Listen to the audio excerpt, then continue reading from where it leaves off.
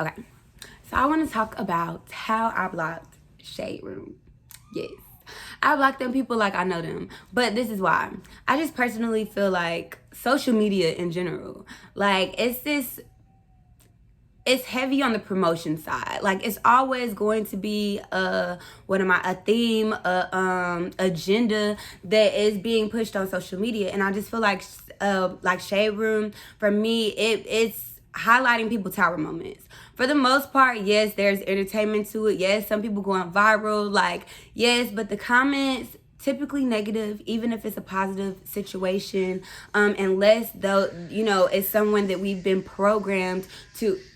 Sorry, y'all, Reagan in the living room tripping. But unless it's someone that we've been programmed to like, or someone that is highlighted in the public eye, like a lot of times it is negativity in the comments, and the stories, like it's highlighting people tower moments in their lives, like times when everything is crashing and burning. So and so got cheated on, so and so got an STD and he going to court, so and so don't pay his child support, and I just really don't feel like we should be meditating on other people's business like that, especially if our shit not together, all the way 100%.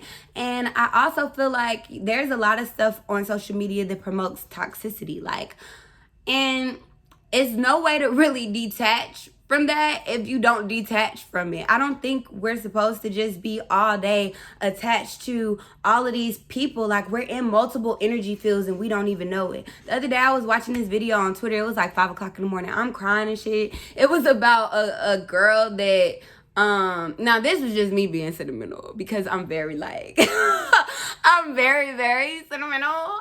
But basically the girl was helping this other girl, because it was late and some guy was trying to talk to her and she was like, oh my God, friend, do you need a ride? And then she didn't even know the girl, and then she ended up helping the girl and getting her away from the guy, and I'm crying at 5 o'clock in the morning like, oh my God. But it's the same as if we see somebody die on live and then we look in and we attach to the situation. We're giving our energy and our emotions to that. And I just feel like it's so many situations that you scrolling past and you attaching. So-and-so lost a baby. So-and-so having a baby. And it's just all of these different emotions. And we have our own emotions that we have to control in our own lives and in our own situations, And some people might be like, girl, you tripping. You thinking too hard. But I don't feel like all day, every day we should be, And then these are things that we're talking about. We're discussing. We screenshotting to one another. Like that. I just feel like it's almost like manifesting those things to come to pass in your life as well. Like talking about things, meditating on them, going through the comments. Now you on Susie page trying to see how she connected to so-and-so because he just died this weekend. Like it's just a lot. And I feel like we got to focus on our own shit sometimes, It's nothing wrong with entertainment, but that every day, ooh, let me check so-and-so, let me check so-and-so. Like, ever since I blocked Shade Room, I don't be knowing half of what's going on, and I feel great. It's because I'm, like, in my own life, and I can see up from my own issues because I'm not in everybody else shit. Like, really, that's what social media is. You in everybody else shit. So-and-so due date. When Johnny got hired at the Sitco. When Raven was engaged, proposed to. It's just like, it's so many different high and lows, and I feel like we have so many high and lows to balance in our own life, and if they're not all balanced, how do we have time to project and do all of that in other people's shit? So that's one thing. And then I do feel like it almost promotes toxicity. It promotes whatever the agenda is at that time. And I'm guarding my heart from like all things because I want to be able to think and connect with my intuition and know what God wants me to do. And if I'm on social media, another thing, you can be on social media and somebody will post a post or a pastor will post and they'll be like, it's your season to win. And then, like somebody else posts something contradicting. It's just harder and it makes it more foggy to connect with yourself and to hear God. And, confirmation is real. But if you're listening to every opinions and everybody's shit, then it's hard to really see what God is confirming for you because everything will start to seem alike at one time. So I really do think that that's important. I'm reading this book called 12-Week Year. I read this book before, but I'm really actually trying to read it and implement the things that it's talking about in the book. And it's not just for business. It actually does a lot in your personal as well. But it's about how we have... Sorry, y'all. Reagan is turning up. But it's about how we have like annualized thinking, meaning we give ourselves a year.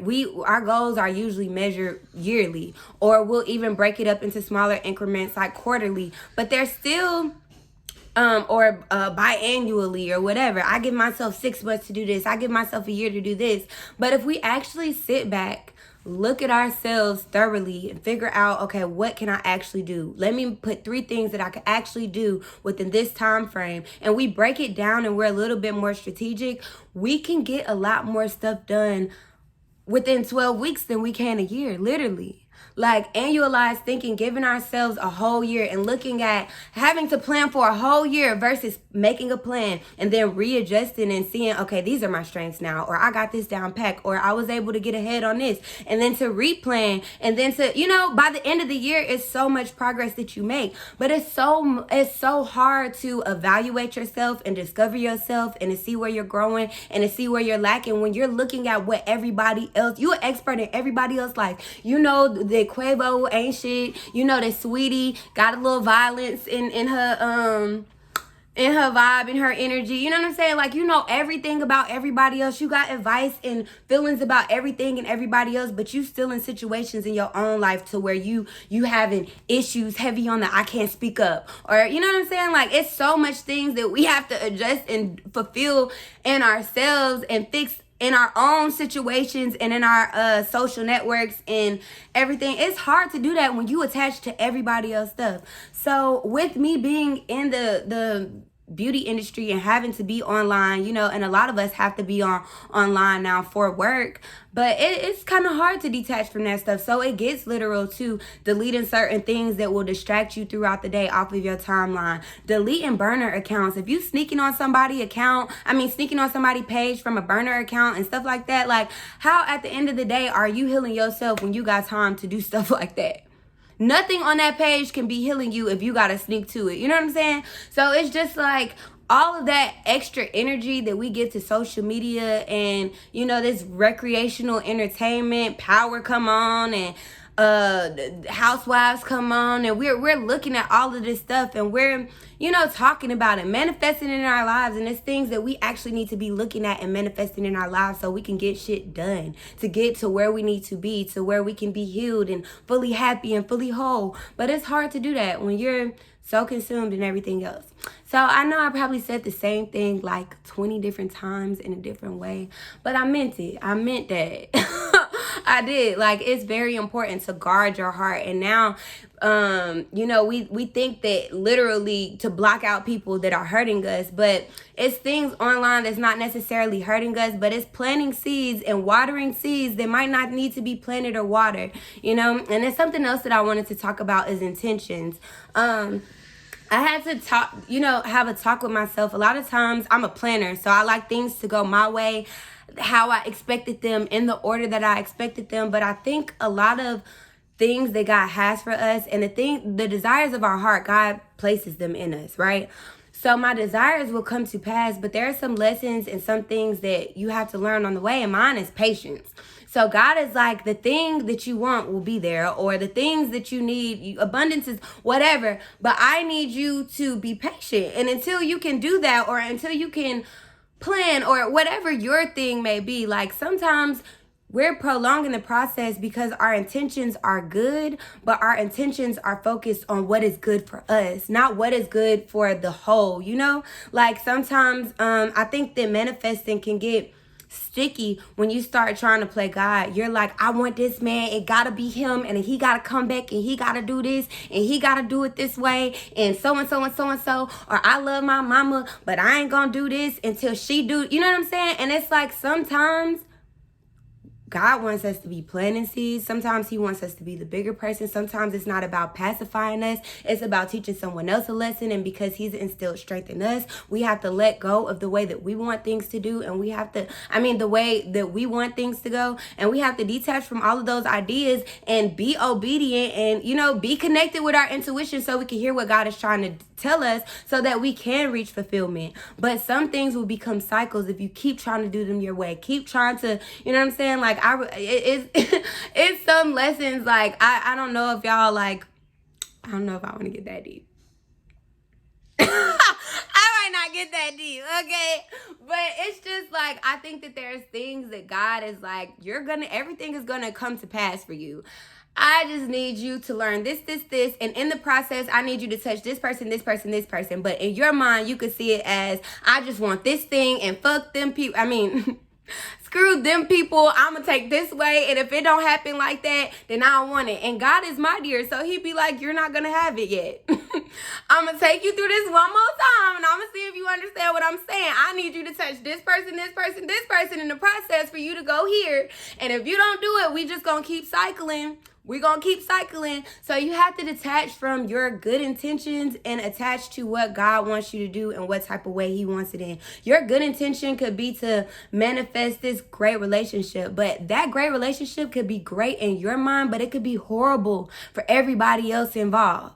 You know, so to manifest this and to focus on this and to pray about this and to not just give it to God and be like, you know what?